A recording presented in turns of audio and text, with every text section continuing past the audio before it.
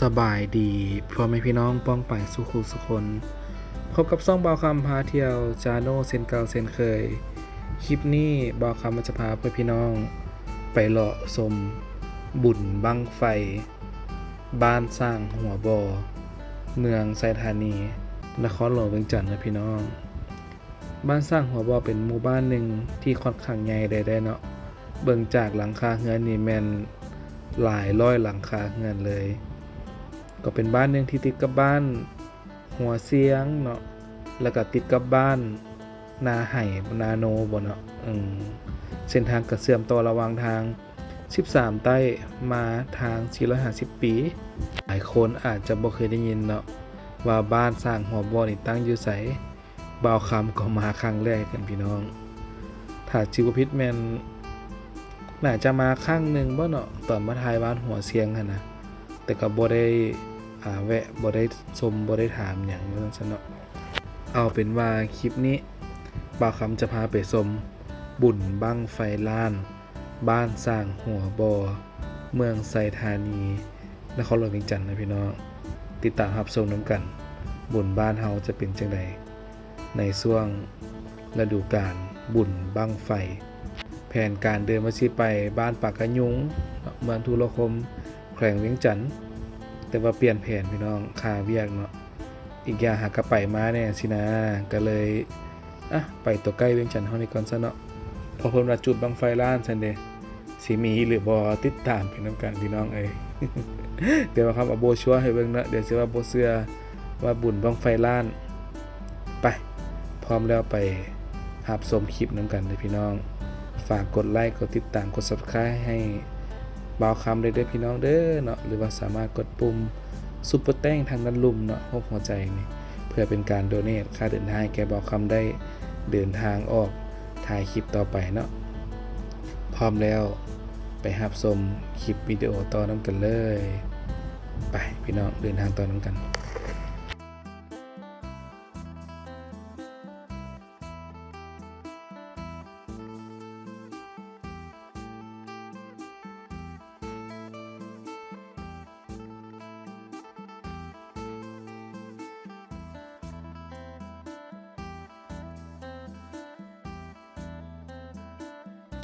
สบายดียามแรงที่เวียงจันทน์นะพี่น้องวันนี้แม่นวันอาทิตย์เนาะที่4เดือน5ปี2024-25สำหรับเวลา 15:39 นาทีเนาะเป็นช่วงตอนแรงของวันอาทิตย์คลิปนี้บ่าวคำว่าจะพาพ่อพี่น้องไปเลาะเบิ่งบุญบั้งไฟล้านเนาะบ่ไกลจากเวียงจันทน์พี่น้องบ่ไกลจากเวียงจันทน์บุญบั้งไฟล้านเมืองไซธานีเนาะไปเบิ่งน้ำกันว่าบุญบั้งไฟในเขตเมืองไซธานีได้เป็นจังไดติดตามไปน้ำกันพอเลิกบุญบั้งไฟนี่ก็มีมาแต่ดนแต่นานแล้วนะพี่น้องแต่กี้บุญบั้งไฟธาตุหลวงเนาะจุดอยู่บึงธาตุหลวงกั้มไปหัวกัวท่านเนาะแล้วก็บุญบั้งไฟวันจันทร์เนาะจุดอยู่หาดดอนจันทร์เดี๋ยวคลิปนี้บ่าวคำจะพาไปเบิ่งบรรยากาศบุญบั้งไฟบ้านสร้างหัวบอเนาะเมืองไซธานีนครหลวงเวียงจันทน์จะเป็นจังไดติดตามไปน้ำกันหลังจากคลิปผ่านมาพาไปกินพาไปเลาะหลายแล้วเนาะคลิปนี้ไปตามฤดูกาลก่อนบุญบั้งไฟมีทุกวีคพี่น้องเลยมีทุกทิศด้านหน้าก็เป็นตึกราชวงศ์วันดาวิสตาคือเก่ารถหลายนะพวกเข้าใจเป็นอย่างคือรถหลายเนาะทั้งที่เป็นมื้ออาทิตย์เป็นมื้อพักผ่อนของใครหลายคนเนาะหลายคนเกือบบ่ได้พักเฮ็ดเวียกอยู่ดีเลย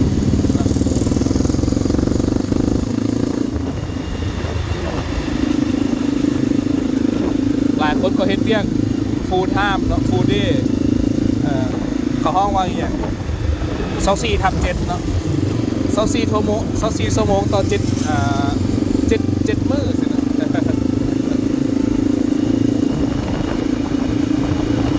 ไปหาชมบุญบั้งไฟน้ำกันพี่น้องเนาะเดี๋ยวบ่าวคำถ่ายเป็นระยะน้ำกันให้เบิ่งเนาะให้เบิ่งน้ำกัน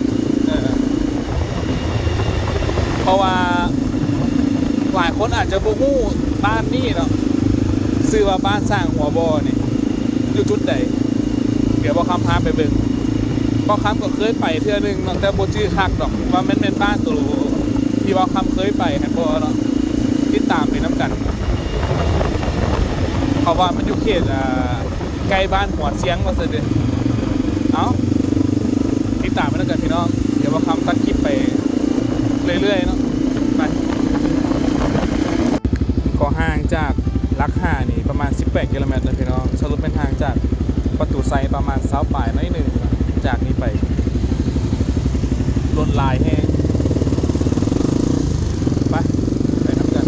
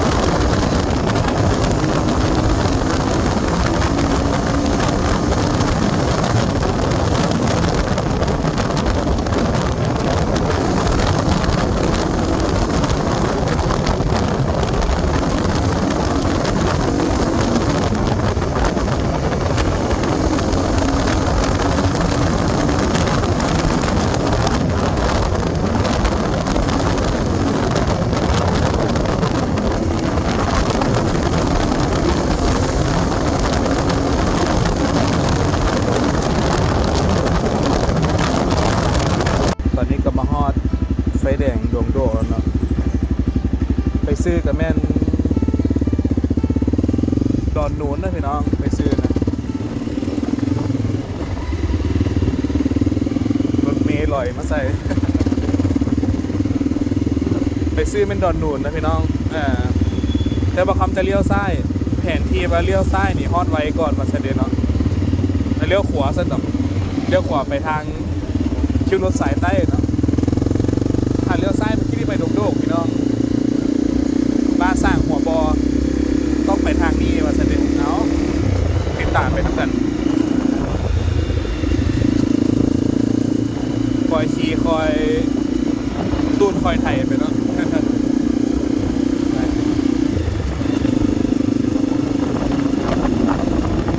ตัวนี้ก็เป็นเส้นทาง450 ปีนะพี่น้องเนาะเส้นทางไปท่านาแรกท่าเรือสามารถไปทางนี้ได้นี่แหละสภาพเส้นทางนะเป็นทางเบตง3 เลนไป3 เลนกลับเนาะโอเคเลยเส้นทางนี้คือว่าตั้งแต่สร้างมาก็บ่มีปัญหาจุกจิกหลายเทื่อเนาะอาจจะมีเบตงแตกบางจุดแต่กับผมถึงขั้นว่าเทยุ่งยากขนาดเนาะไปได้เรื่อยๆไปติดตามไปน้ำกันเนาะคอยไปตามแผนที่นี่แหละไหลไปไล่ไปเนาะไปน้ำกันก็มาฮอตนี่ก็ถือว่าฮอตทางเวนะพี่น้องฮอตทางเวบ้านสร้างหัวบอเด้อเข้าจากทางนี้ไปก็ประมาณ10 กิโลเมตรเนาะ โมเมนต์ง่าย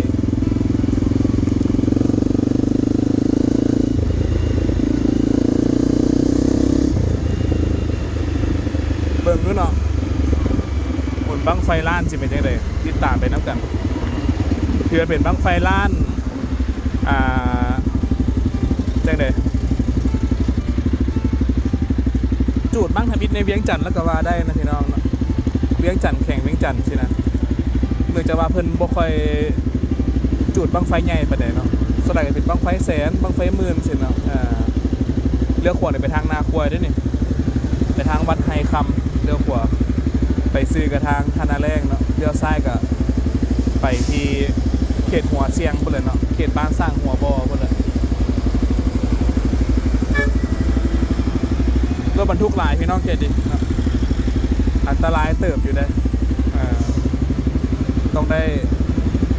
ระวังเป็นพิเศษเนาะ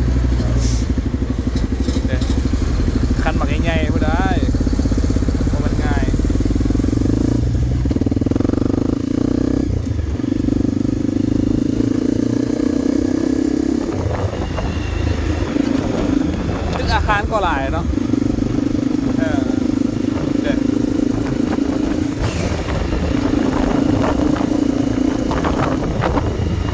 เห็นไรพรที่อันนี้คือมีอย่างนู้นอยู่กับซ้ายมือดิ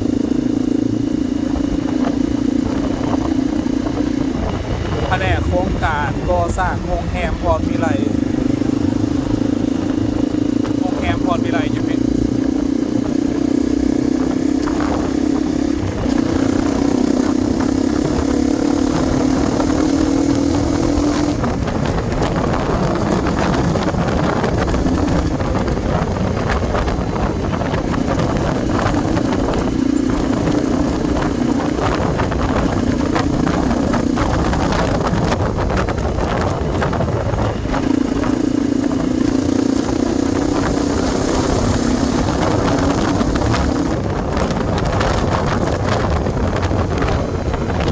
ก็มันทุกหลายนะพี่น้องที่ฟุตก็เอาหลายเนี่ย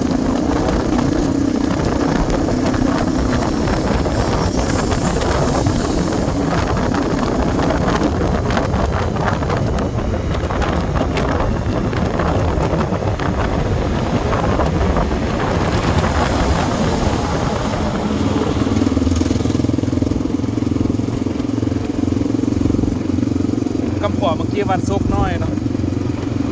ก็บรรทุกแลนไว้ถึงเลยน่าจะประมาณ 7-80 กิโลเมตรต่อชั่วโมงเลยทั้งขี่ทั้งย่านอยู่เลยเนาะ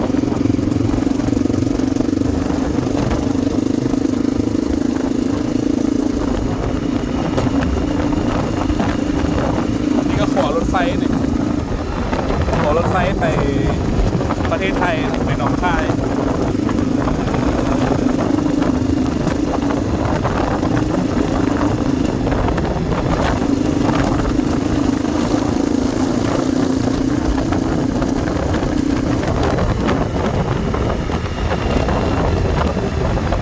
มีห้าน้ำอ้อยห้าอย่างหลายอยู่เลย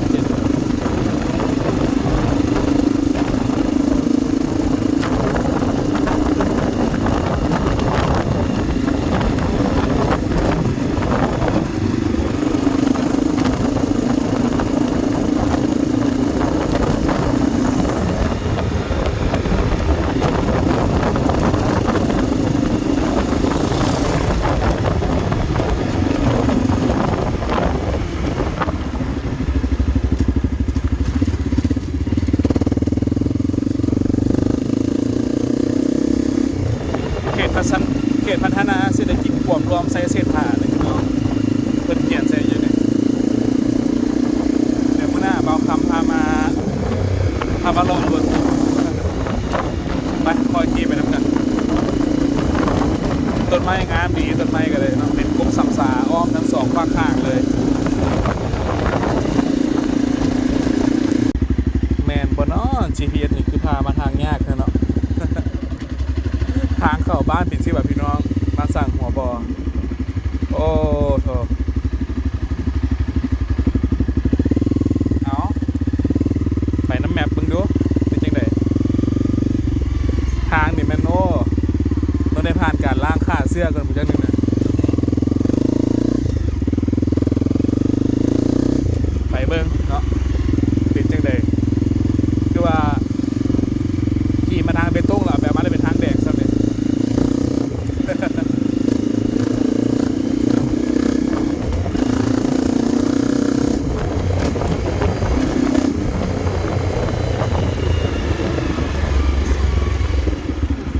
มีรถใหญ่กล้ามาเขาก็กล้าไปนะพี่น้อง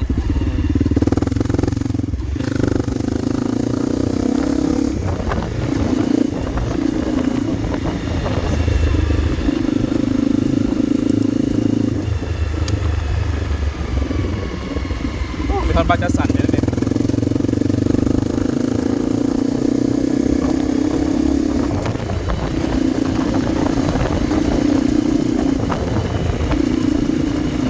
เป็นง่ายเนาะทางมาบ้านสร้างหัวบอทางลัดมาทางอีกอย่าง450 ปีโทษของแท้อีหลีเส้นทางอาจจะเข้าทางหัวเสียงจะง่ายเนาะเข้า ทางหัวเสียงมันโอเคอยู่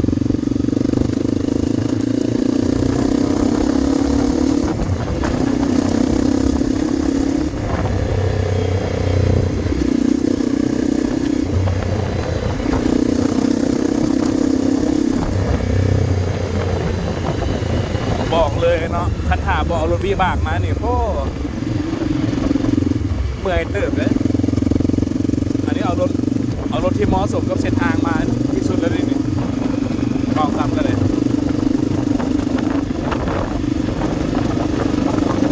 เอาติดตามไปด้วยกันพี่น้องเนาะมาทางลัดเป็นสิแหละทางธรรมดาประมาณชั่วโมงบอกครับนะติดตามไปด้วยกัน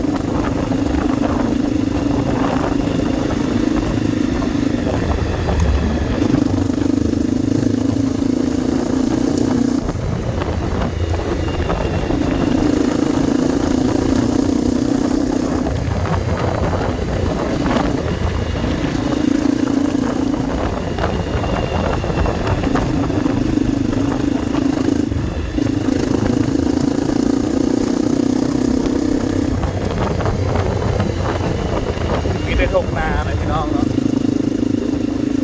ทงนาทงสวน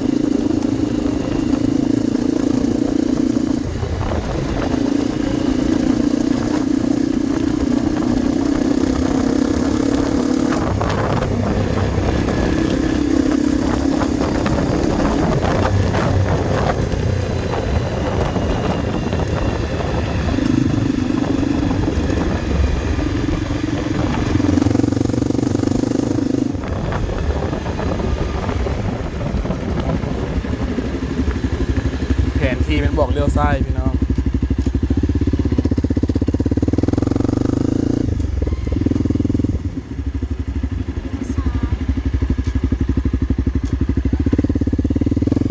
พอถามเบตงแล้วเราอุ่นใจแล้วไปต่อน้ำกันอีกประมาณ 3.3 กิโลเมตรนะพี่น้องเราจะฮอดแล้วไปเห็นรถหลายๆจังซี่กับแปลว่ามาถึงทางแล้วนะพี่น้องเนาะ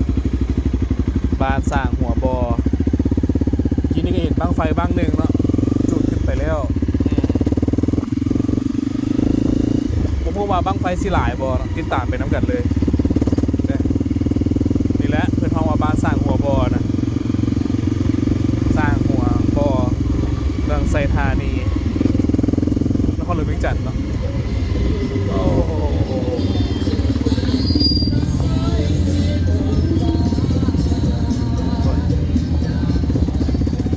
พี่น้องเลย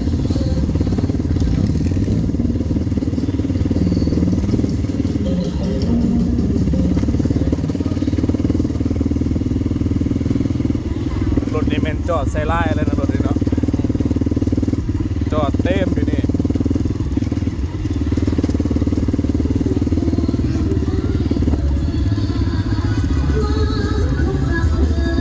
จุดใส่เนาะบังไฟแบบนี้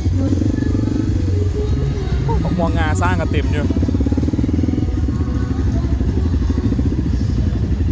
จุดใส่เนาะบังไฟน้อยกันเต็มอยู่นี่พี่น้อง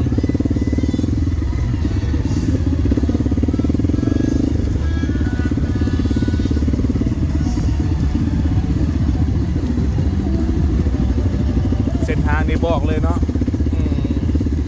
ยามฝนนี้คือซีมุนอุ้ยปุ้ยเติบอยู่หรอก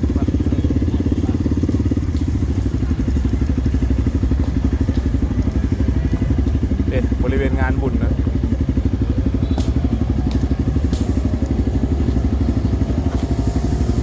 ครบ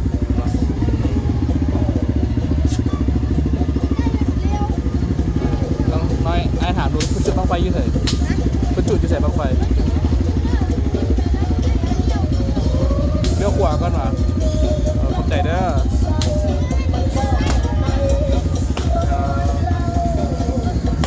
พี่น้องเนาะถามลายแทงมาเพื่อนว่าเลี้ยวขวาแล้วเลี้ยวซ้ายแล้วก็แม่นบนจุดบั้งไฟ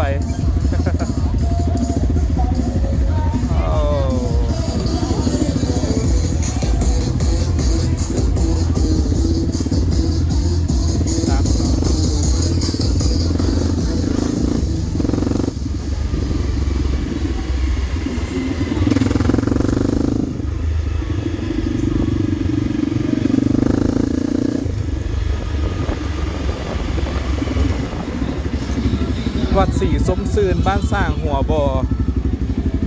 เบาคำน่าจะเคยมาแล้วเนาะเดี๋ยวซอกบอลหน่อยก่อนซอกบอลเป็นจูดบังไฟกันเนาะ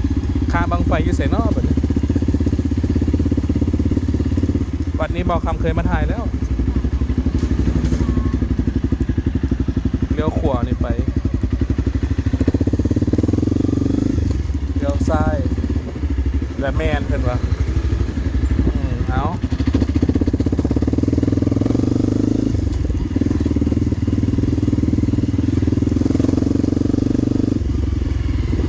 โอ้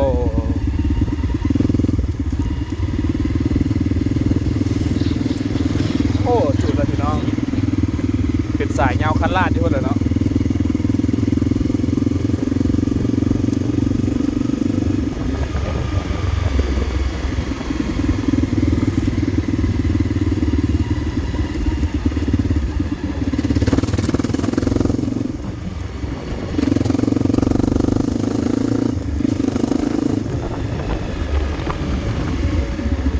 กินข้าวยังหอมอยู่พี่น้องนะเพื่อนหางก็นั่นที่บอกหางก็เกี่ยวข้าวแล้วใหม่ๆแต่ว่า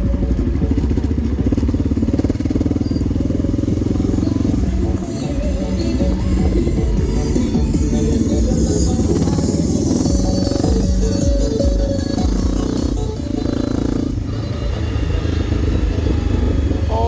คนหลายแท่หลายว่าพี่น้องเอ้ยจุดนี้แตกเงาๆอยู่เนาะโอ้คัก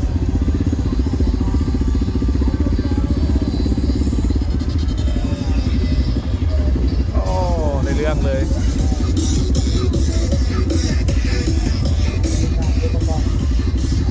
จอดใส่น้ำเขาประเด็น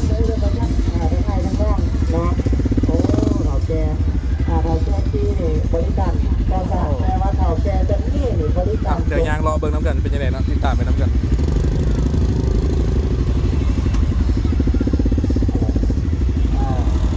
เขาแกตัวนี้เป็นบริการโจ๊กอย่างเดียวว่าท่านคนใดต้องการให้คนโจ๊กให้คนจะเป็นโจ๊กให้แล้วพอคนนี้ก็โจ๊กโจ๊กตาโจ๊กท้องโจ๊กกินชมติดเป็นบริการให้เต็มที่พอจะเป็นงานน้อยงานใหญ่ติดต่อทางคนได้ทาง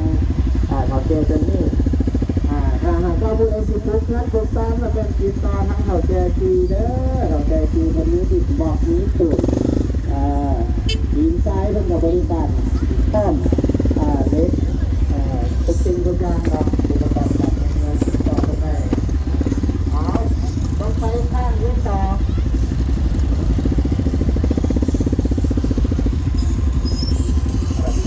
ซอกบอลจอดแล้วก็พี่น้องเลย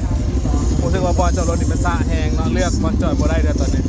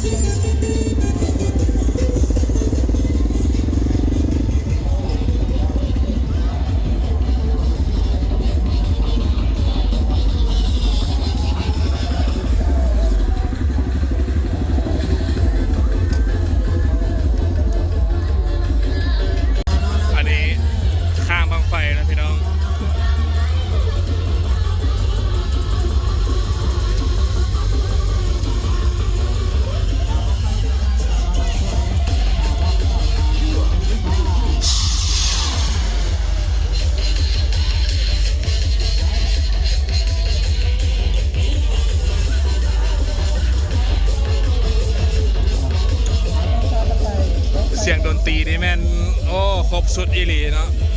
จัดหนักจัดเต็ม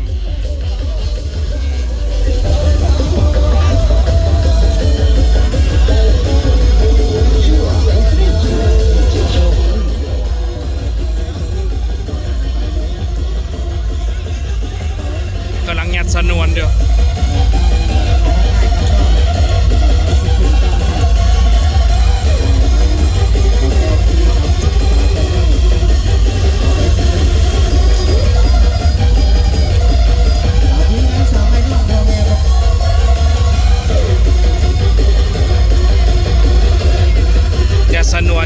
พี่น้องเนาะ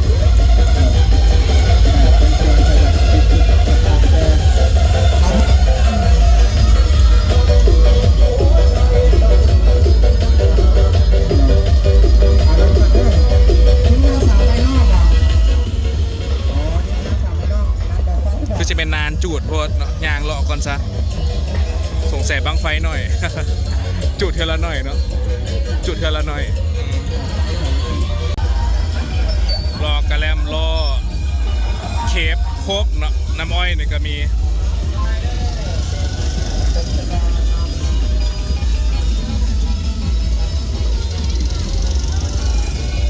อากาศมื้อนี้เหมาะสมหลายเนาะในการจุดบังไฟพี่น้องเลยอากาศดีเนาะอากาศเย็นดีสาวบ้านสร้างหัวบอ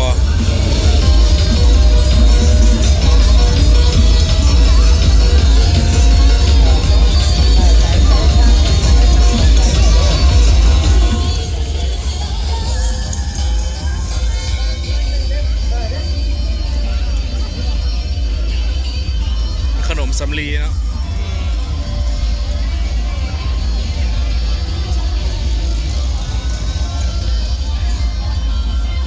ขนมสำลีนี่มันเคปโรตีพี่น้อง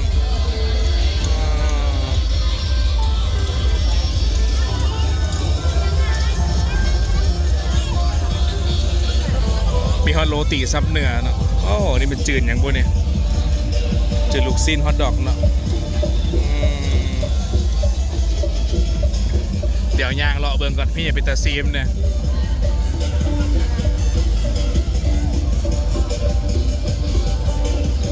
วงดนตรีจะอยู่ทางในพี่น้องวงดนตรีนะเนาะตัวนี้มันจะเป็น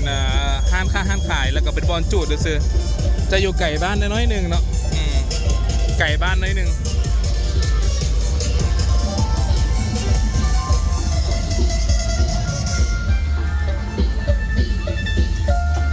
สภาพเดี๋ยวถ่าไปเป็นจุดบั้งไฟเนาะ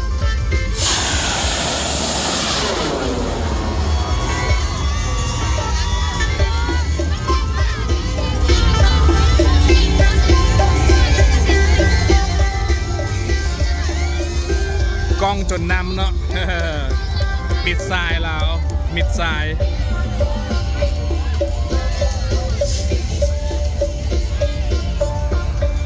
ครบเนาะ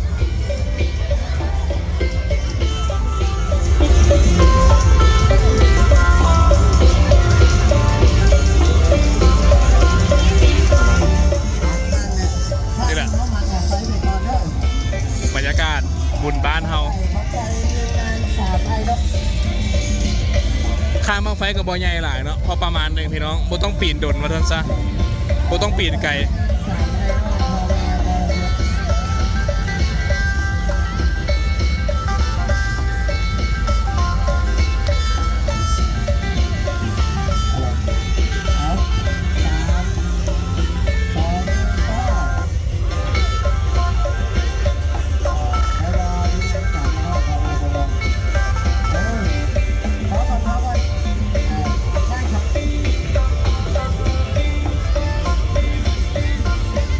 สนวน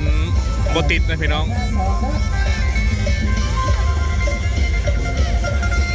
แต่ยูนิจะมีกรรมการโอเคอยู่เลยนะกรรมการเพื่อนกับเฮ็ดเวียกได้พอประมาณเนาะเดี๋ยวว่าโอเคใครก่อนหลายบอลหลายเนาะ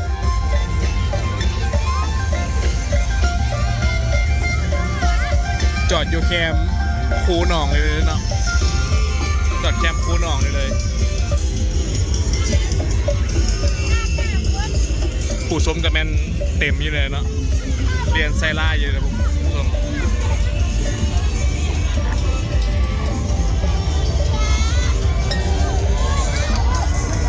อยู่ในกลางบ้านคนหลายแล้วอยู่นี่คนก็ยังหลายคนเก่าเนาะเพื่อจะมาเบิ่งการจุดบังไฟเนี่ยบอลล่างบังไฟเพิ่ง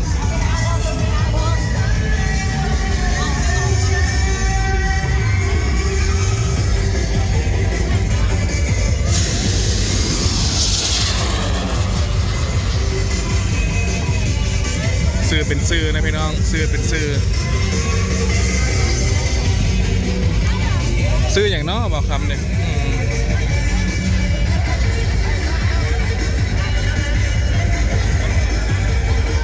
ใส่ลายเลยแขกคนสาวน้อยสาวใหญ่แตกบึ้นๆอยู่นี่เนาะแตกบึ้นๆอยู่นี่เครื่องเสียงนี่มันประมาณ10 เจ้าเลยนะเนาะย่างไป10 แมตช์นี่เปลี่ยนเพลงหนึ่งนะพี่น้อง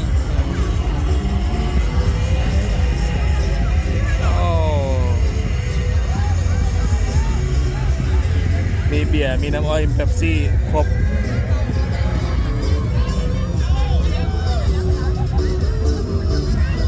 เบิ่งอยู่ทางนอกคือเงียบๆเลยพี่น้องเนาะแต่ว่าในหมู่บ้านเนี่ยโอ้เต็มเนาะ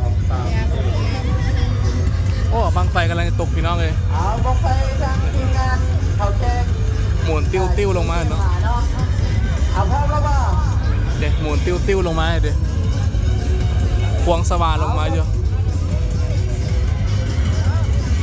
โอ้โหพี่น้องเห็นบ่เอาตกใส่ตกถึกปลาถึกสายไฟบ่ตกถึกอย่างโอ้ตกแล้วพี่น้องเนาะตกกลางนาแล้วไปนะบ่มีปัญหานี่แหละสภาพบรรยากาศนะ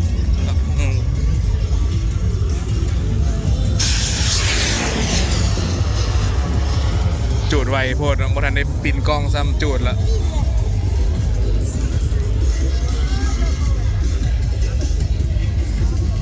ผู้สมเต็มเนาะผู้สมนางกลางนานี่ก็มีเด้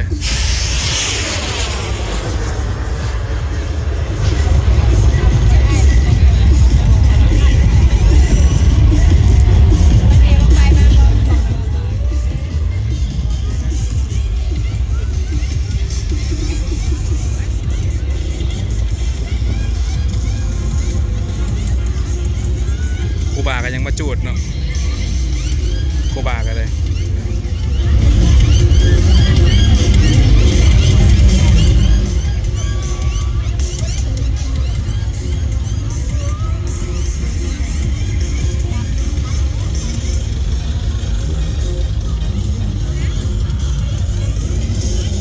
สอนเอากินก่อนจึงว่ากัน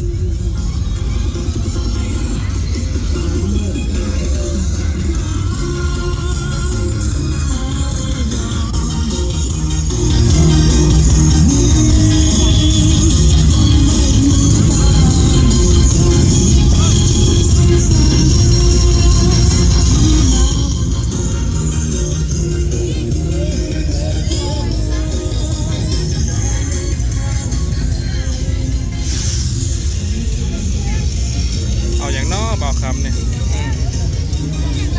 ซอกกินอย่างดีบังไฟขายเป็นมัดแล้วเนาะเนี่ยขายขนมขายเคฟขายเป๊ปซี่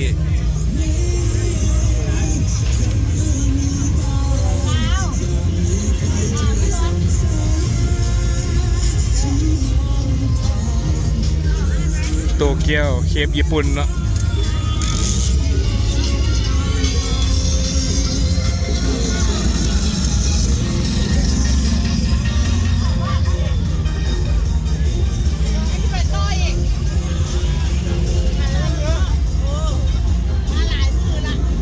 นี่ขายเคฟเลยพี่น้อง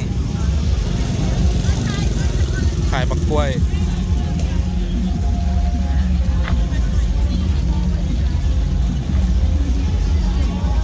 มักกล้วยมักทั่วดินเท่าไหร่แม่นี่สาวเหรอซื้อบักกล้วยบีนึงนะพี่น้องเป็นแต่แซ่บอยู่เลยเอาไว้กินยามหิวข้าวยามท้องว่างเนาะบอกกินเดี๋ยวสิจอยต้องได้กิน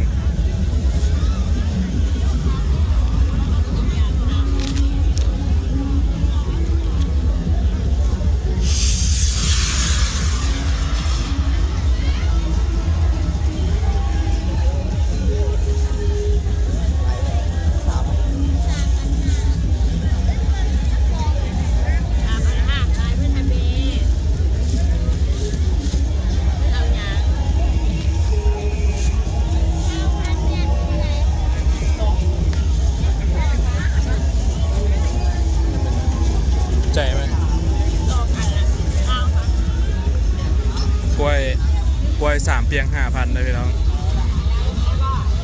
มีขายเคฟเด็กผู้สาวนะ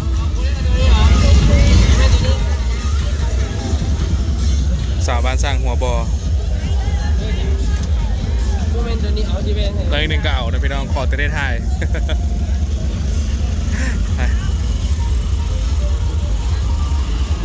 ครบนี่เป็นคลองน้ำเนาะจากวังสงวนบ้านหมดหรือว่าจังใดเพราะว่ามีเครื่องสูบน้ำอยู่นี่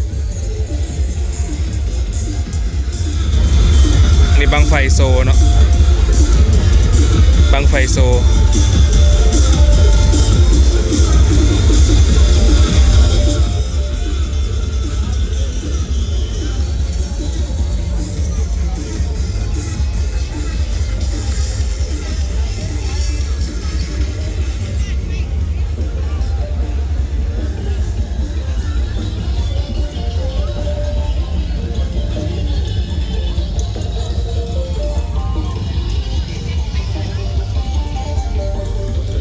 เป็นคนจุดบังไฟใหญ่เนาะจากจุดจากโมงมุกกับโบโฮติดตามไปน้ำเงินเดี๋ยวบอกคำสืบก่อนจุดจากโมง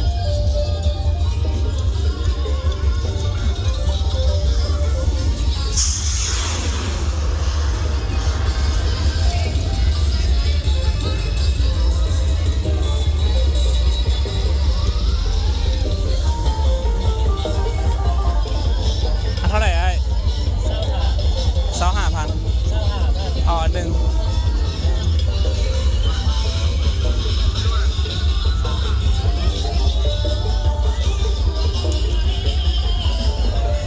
กินเคฟนะพี่น้อง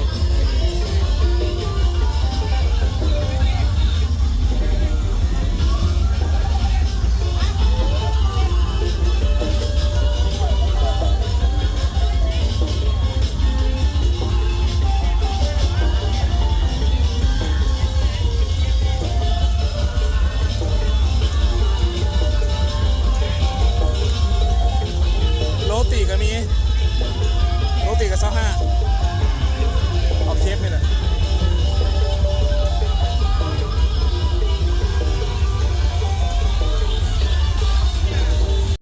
สามซาเบิงเพลินถ่าจุดบังไฟในพี่น้องเบิงการขั้นโฆษณาไปก่อน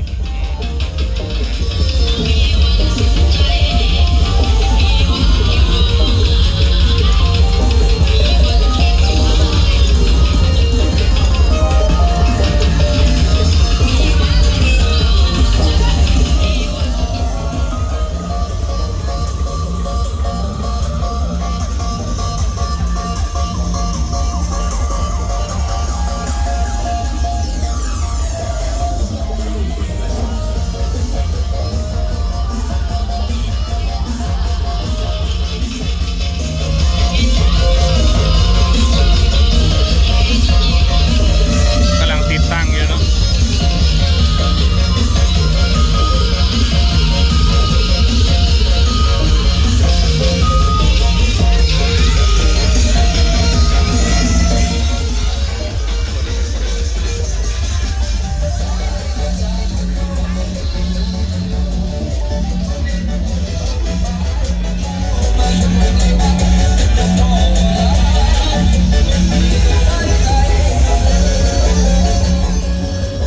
รถ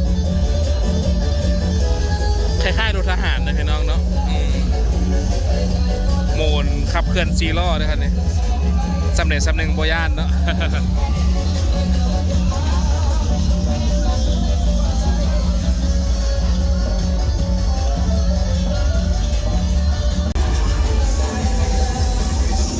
ขึ้นไวพวกนั้นพวกนั้นตั้งตัวขึ้นละ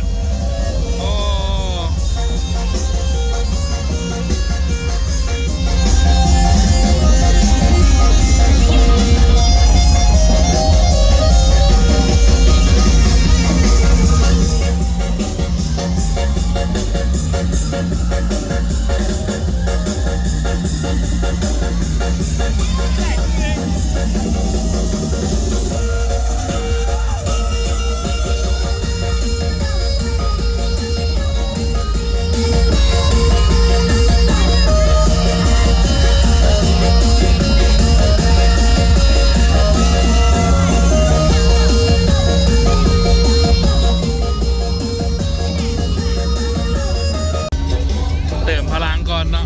จึงว่ากันเรื่องอื่นนะ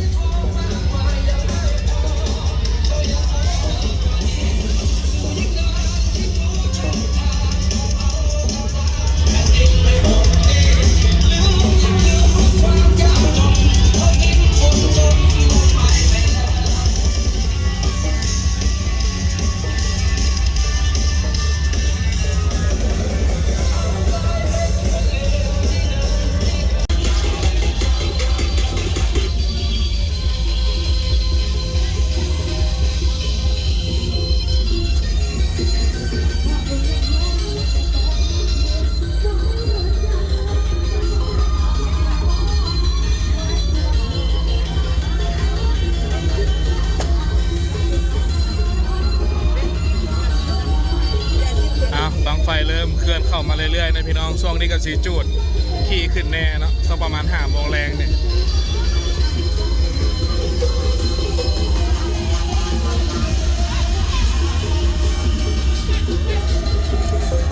คนก็สีเริ่ม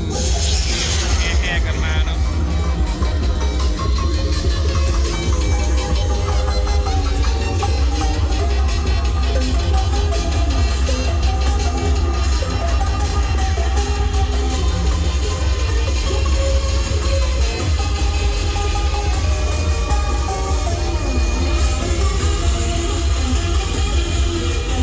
บาง5 โล 10 โลนะแล้วแต่ผู้ศรัทธาเนาะแล้วแต่ผู้ศรัทธา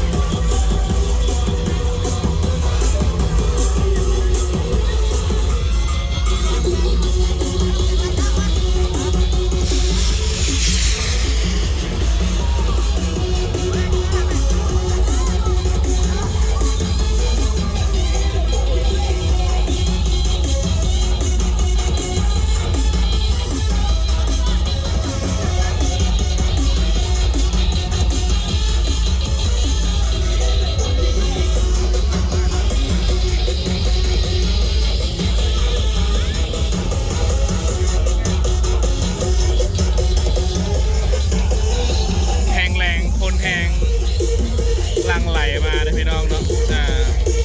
ตอนนี้เวลา5 โมงยัง53 นาทีเนาะ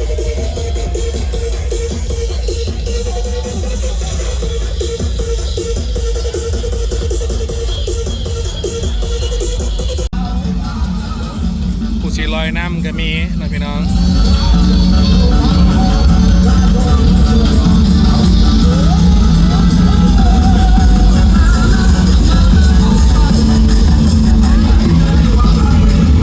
เบิ่งบังไฟใหญ่เพิ่นอยู่ยังบ่เห็นเป็นแบกมาเท่านะบังไฟใหญ่เนี่ยบังไฟล้านเนี่ยจักอยู่ไสติดตามไปน้ำกัน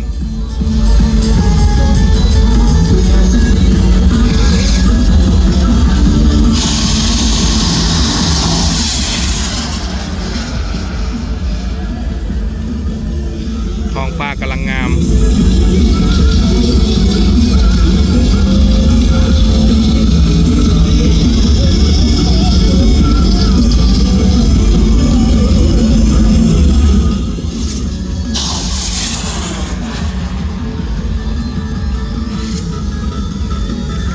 บังน้อยจะขึ้นไวนะพี่น้องถ้าบังใหญ่เลยจะขึ้นซ่าเพราะมันนักเลยเนาะแล้วก็มัดห่างมัดอย่างให้มันแน่นๆให้มันบึ้นขึ้นเป็นเล้าทั้งสั้นเนาะคันบอมัดห่างมัดอย่างมันนี่มันจะขึ้นบอคักปันใดเนาะถ้ามัดห่างแน่นแล้วโอ้มันแห้งดันมันจะสูงแล้วจะขึ้นไวทั้งสั้นเนาะประมาณนั้น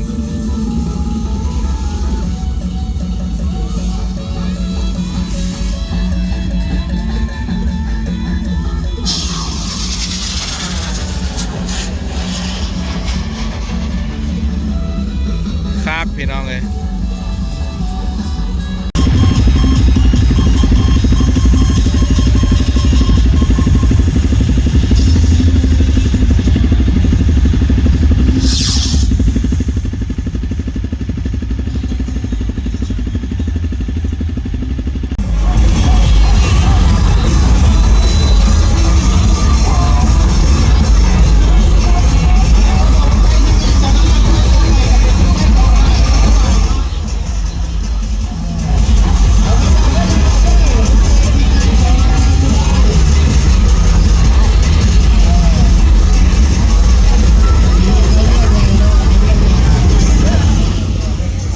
บุญประเพณีบ้านเขา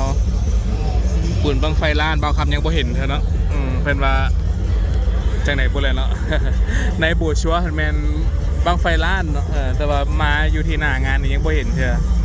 บูชัวเรื่องของการโฆษณาเพื่อนนะ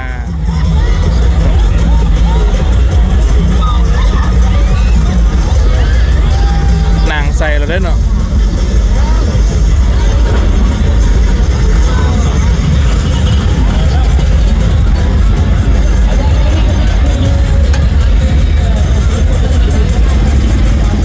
รีสอร์ทกลางนาด้วยเนาะ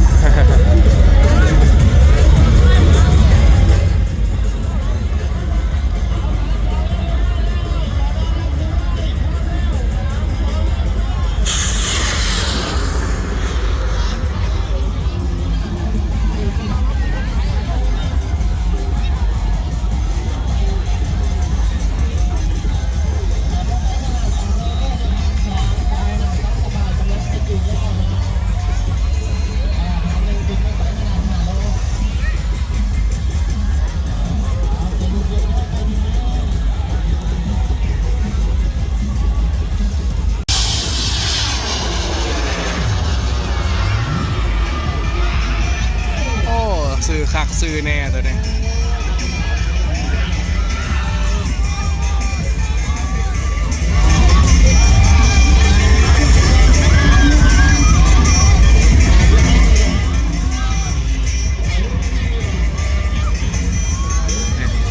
กำลังล่างบังไฟอยู่พี่น้องกำลังล่างบังไฟอยู่ล่างเพื่อให้มันไหม้เป็นระบบเนาะบ่ให้มันไหม้ไวขั้นไหม้ไวแล้วบางทีมันจะแตกสินะให้มันออกเท่าน้อยไปพี่น้องประมาณนี้กำลังล่างอยู่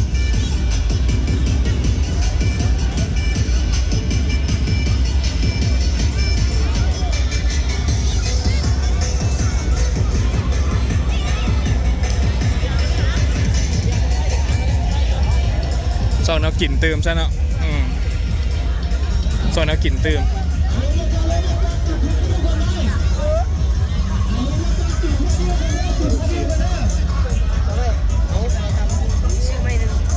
ยังแต่ฮอทดอกพี่น้องลูกชิ้นเปิดละ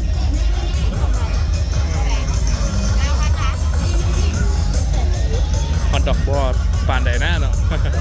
แต่ลูกชิ้นนะ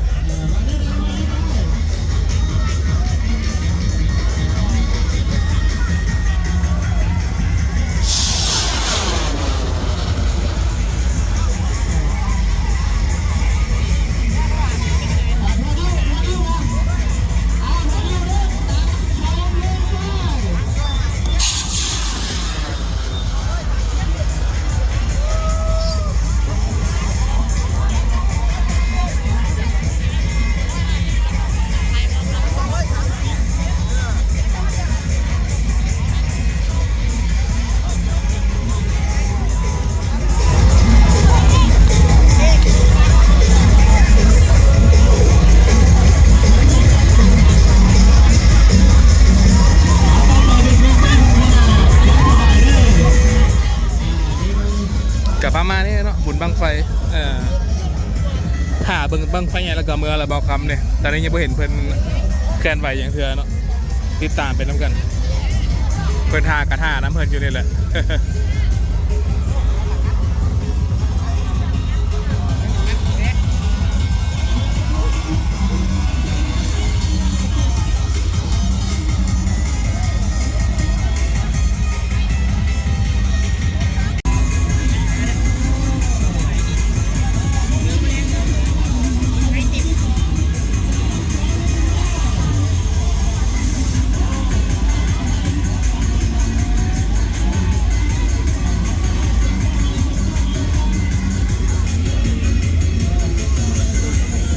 สนวนบ่อเข้านะพี่น้องอันนี้เคลือบน้ำโมอยู่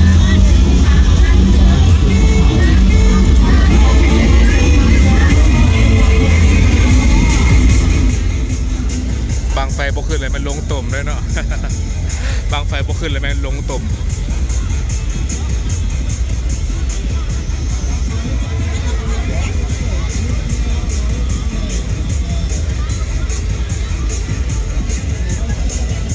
ใหญ่ๆน่าจะบ่มีเลยพี่น้องบังไฟล้านเพิ่นเว้าเนี่ยคือจะมีแต่บังไฟหมื่นทั่วไปเลยบังไฟน้อยทั่วไปเนาะเพราะว่าเห็นข้างใหญ่ฮะนะเพิ่นเอาบังไฟล้านแต่ว่าแต่มาเลยบ่แม่น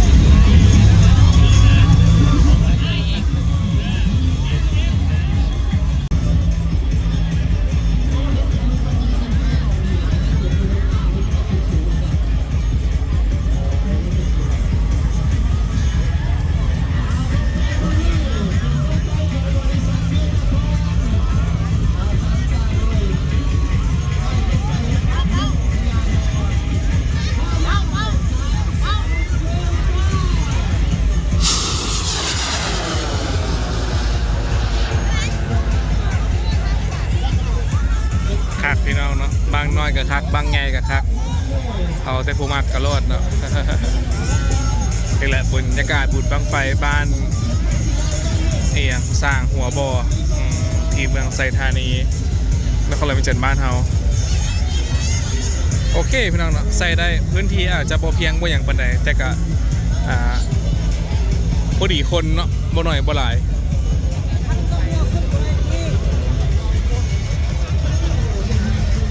นี่แหละบรรยากาศบ้านเฮานะ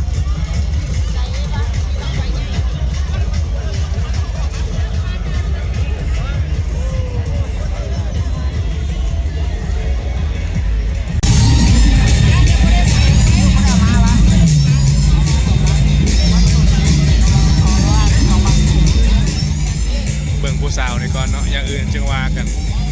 เดี๋ยวกำลังเล่นอยู่ล่างหัวบังไฟเยอะเนาะ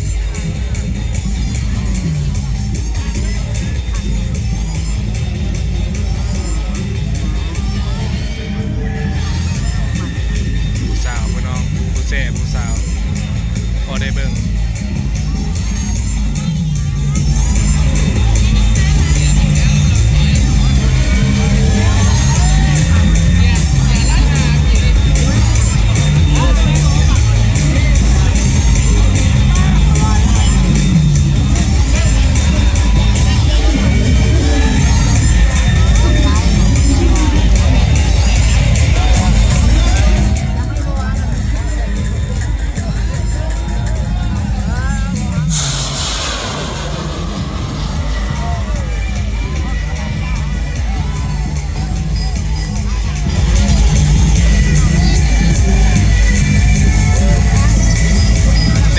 สนวนนะพี่น้องเนาะสายจีไฟมาท่านซะเนาะสายจีไฟ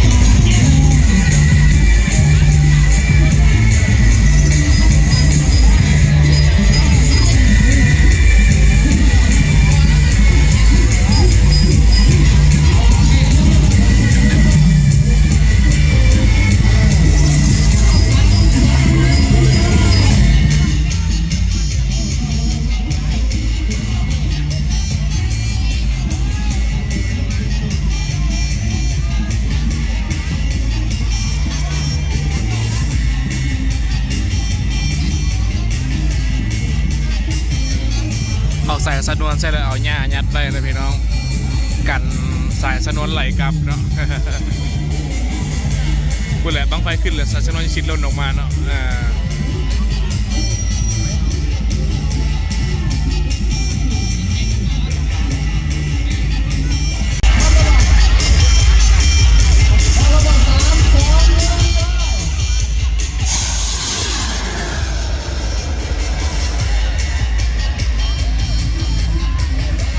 คุณเนาะเดือนข้างอยู่พุ่นแหละเนาะ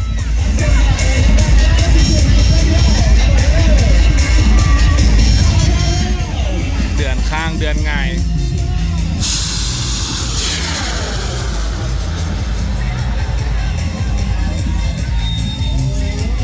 เดือนง่ายที่บ้านสร้างหัวบอเนาะเดือนข้างที่เวียงจันทร์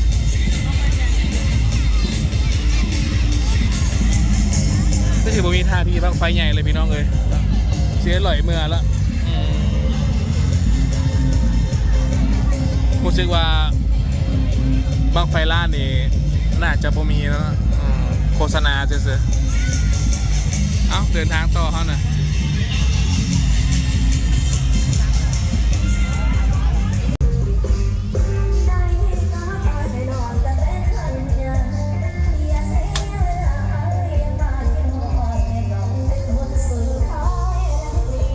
ปีงไข่1 ไข่นะพี่น้องปีงไก่ก็มี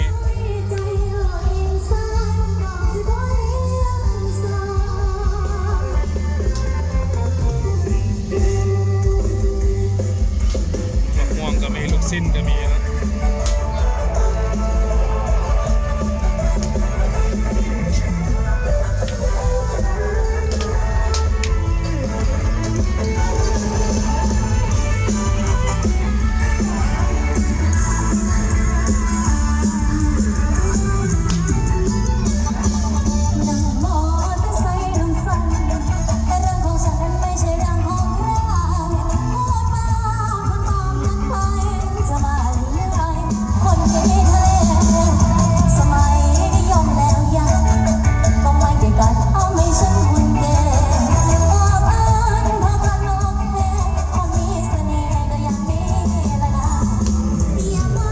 คิวเนี่ยก็มีเนาะ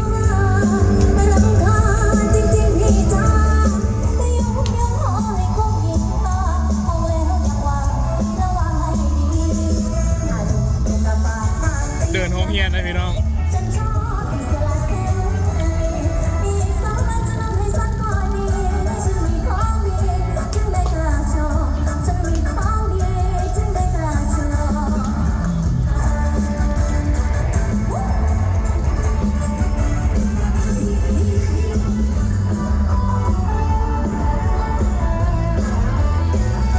นมเหนียวนะ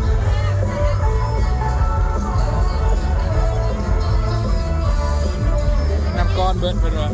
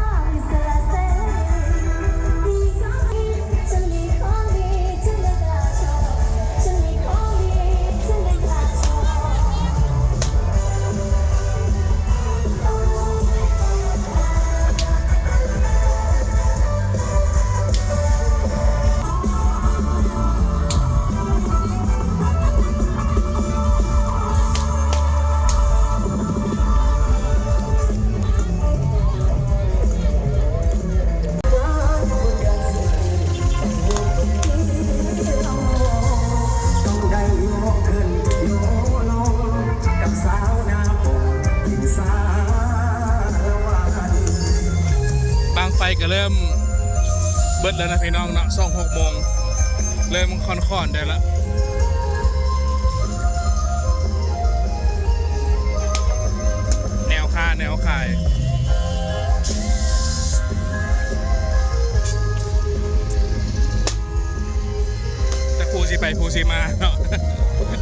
รถกระติดค้นกระติดไปเลยนะ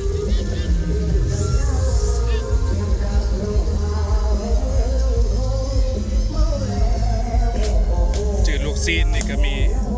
ขวมีครบเนาะโอ้ยควันตัวอะไรนี่นะครับ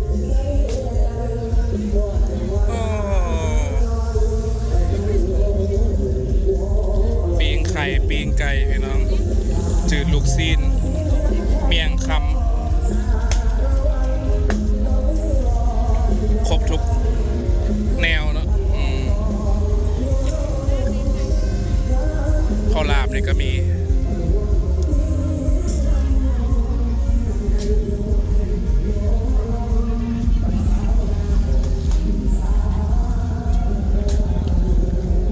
กวนเด็กน้อยขายปิ้งขายหนึ่งเลยพี่น้องรถในพี่เลือกอะไร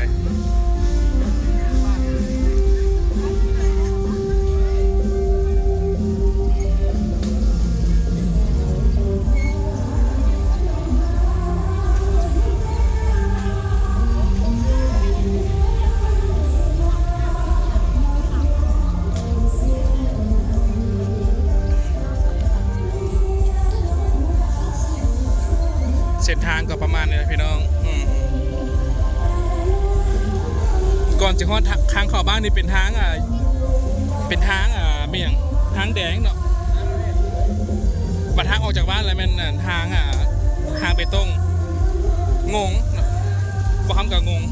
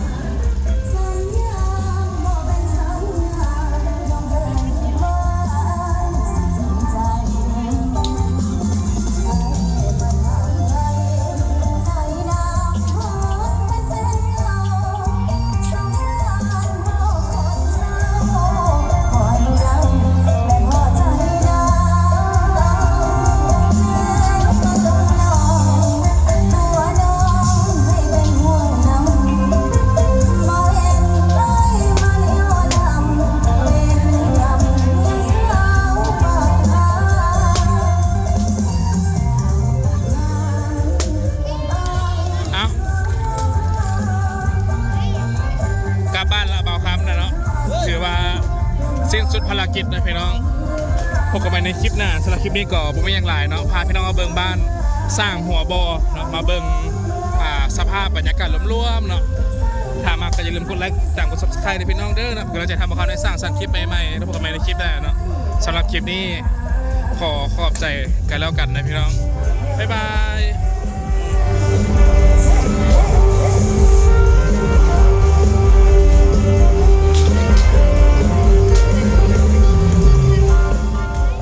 นอนคักนอนแน่เนาะ